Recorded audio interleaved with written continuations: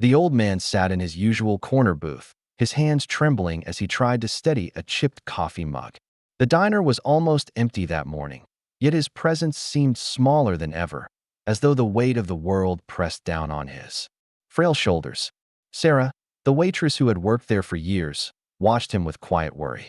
She knew his routine by heart, the empty pockets, the embarrassed smile, and the whispered, "I'll pay tomorrow." She also knew tomorrow never came. And still, every day, she slipped him a plate of food, pretending the register had miscounted an order. Before I tell you what happened next, tell me in the comments where you're watching from. I love knowing who's listening. Sarah had never told anyone why she did it. She just couldn't stand the thought of him going hungry. Something in his tired eyes reminded her of her own grandfather, long gone now, who had once said, "A man's dignity isn't in his wallet, but in how he's treated when he has nothing." And so, she kept feeding him in secret, hoping her kindness mattered in a world that often looked the other way. But that morning felt different. The air was heavy, filled with a tension she couldn't name. The old man seemed distracted, glancing often at the door as if expecting someone, or dreading them. Sarah's heart tugged. She thought she'd never see him again.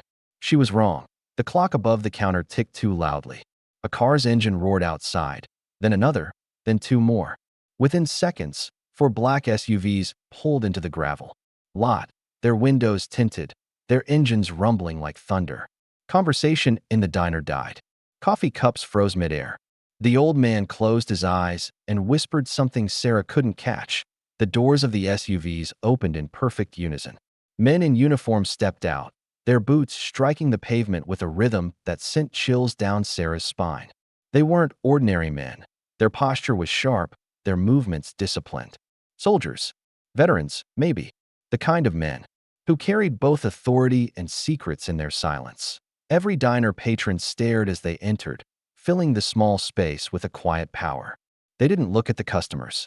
They didn't look at Sarah. Their eyes went straight to the old man. Sarah's breath caught. Had she been helping a criminal without knowing? Had she been feeding someone dangerous all this time? The thought stabbed her chest, twisting everything she believed.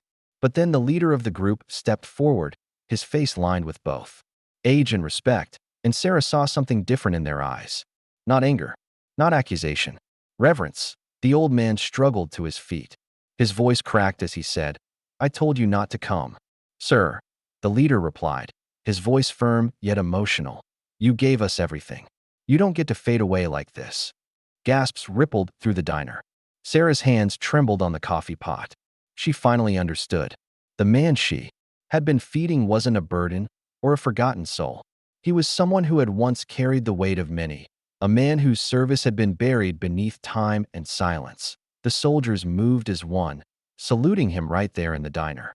The air grew thick with stillness, then broke with the sound of people rising to their feet, some clapping softly, others simply bowing their heads. Sarah's eyes stung with tears. She had fed him because he looked hungry. She had no idea she was keeping alive a piece of history, a hero who had chosen humility over recognition. The old man sat back down, overwhelmed, his hands covering his face. And for the first time, Sarah felt her quiet acts of kindness come full circle, because kindness doesn't vanish. It waits, and it finds its way back. The sun spilled through the diner windows, landing on the old man's table, as if the world itself had chosen to honor him. If this story touched your heart, share your thoughts below, and don't forget to subscribe for more stories that remind us of the power of compassion.